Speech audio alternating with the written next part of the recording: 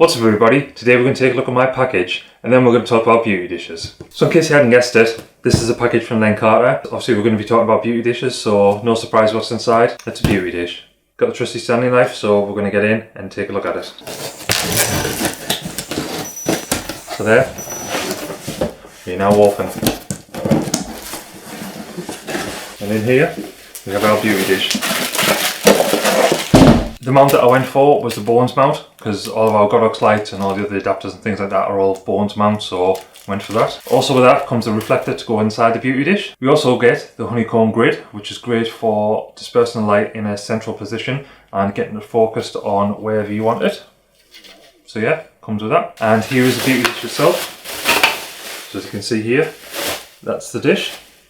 And that's where the mount goes on, and also the reflector goes on the front there. So it's nice and simple to attach it. Basically you have these screws on the back, so you unscrew them, slot the adapter in and then screw them back in. Like that, they just need to tighten up. So obviously one goes in there and the other one in there. Tighten all them up and then that is the mount attached to the beauty dish. So as you can see there, that has the mount on, so that's now a Bones fit mount, so that fits on any Bones adapter. So next on the inside is the other little reflector that goes on. So as you can see on the inside it's got these little prongs, so you just put it in that. So we are, there's a centre one, and then all you have to do is put the honeycomb grid on and that's it complete. There, as you can see there, that just attaches on and there's the beauty dish. The one that I went for was the 40cm beauty dish. We have two other of those in the studio, and one has the grid on like that and the other one just has the sock diffusing filter. Those are exact same size as that, so I can switch accessories between them, and when one is broken then we can switch out parts and all that sort of thing. So the beginning of the video was just a quick unboxing from our new beauty dish, but the main part of the video that we're going to talk about is what exactly a beauty dish is. So what is a beauty dish? A beauty dish is a lighting device, also known as a modifier, and it uses a parabolic reflector which then distributes light to a focal point. The light which comes off a beauty dish is a mix between a flash and a softbox. What it does, it gives a wrapped and contrasted look, which then gives your image more dramatic effect. There are two main differences between a beauty dish and a normal reflector. The first thing is that beauty dishes are generally much larger than a reflector. So the reflectors normally go from about 7 to 16 inches, whereas a beauty dish is much higher. There is much larger ones like a 70cm, you can get over 100cm, and they're massive and give off really nice light.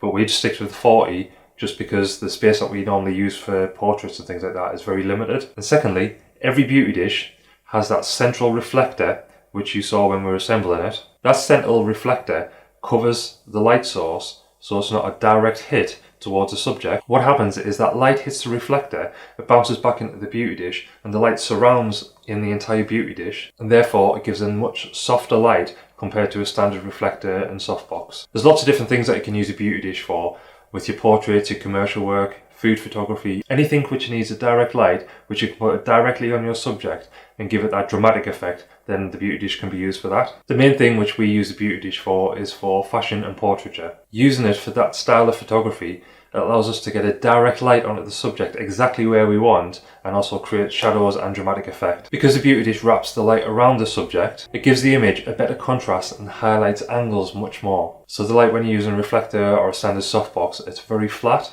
It's a nice light which comes off, it's very soft. However, when you use the beauty dish, the contrast and the light which hits around, accentuating the features and angles, is just much better. So that's why we use that for fashion and portrait photography. The beauty dish is obviously called a beauty dish because it accentuates the beauty of the model which you're taking the picture of. When it's lit with the beauty dish, the shadows that are cast on the face and the highlights that it brings out, it just sculpts the face much better than say an umbrella or an octobox or anything else similar to that. It's also used in sports photography and fitness photography. So if you're trying to take photographs of a sports person or someone who's into the gym and they've got the muscles, when you use the beauty dish, the light falls down and just creates all the shadows on the muscles and things like that, and it just really pops it out of the image. We also use it quite often with product photography, so we can direct the light exactly where we want it, and you can have the light fade off a subject and just make sure that it highlights that certain part of the subject. So there's a number of different ways you can use the beauty dish. For one example, which is the most popular probably, is the one light setup. So basically you get one light, put the beauty dish on, and you shoot the model or your subject with that one light. Sometimes what happens when the light comes down, you're going to get shadows under the eyes and under the nose. If you don't want that, then you can just add a reflector or anything white just to bounce the light back up. The next thing that you can do is a 2-light setup. So you have the beauty dish on one side, lighten it up, and you can also have another light either underneath or the other side just to light up the extra areas which you want to show and not have it in shadow, just to make them pop out of the image. So obviously we saw earlier we had the grid with the beauty dish, and that creates a nice contrasted look. However, if you want to go the opposite way and you want a nice soft creamy look, and you put the sock over it, which is a diffusion panel, and it gives a really nice soft light. As we've discussed, the beauty dish is a really nice light for portraiture. However, if used incorrectly, it's not very forgiving. Again, when talking about the angle of the beauty dish, it's very important to have it at the right angle. Generally, you have the beauty dish high up and pointing down, so it reflects the light on the subject's face here. Another thing great about the beauty dish is the catch light, which is in the model's eyes when you're taking a picture. If you look in closer, you'll see that there's a circle of light, and in that circle there's a little black circle, and that's how you can tell that a beauty dish is being used. Comparing the beauty dish to, say, a strip box or an octabox, when you're taking pictures and you look in the catch lights, you'll be able to see a rectangle or an octagon, and it's not as flattering as it is just a circle. That's just a quick rundown of the beauty dish. What I'm going to be doing in the near future is recording a video of an actual studio shoot when I'm using the beauty dish, and go over the different techniques and the angles and all that sort of thing when using it, as to get the best from it. We'll do one with a single light, 2-light setup, and also a 3-light setup.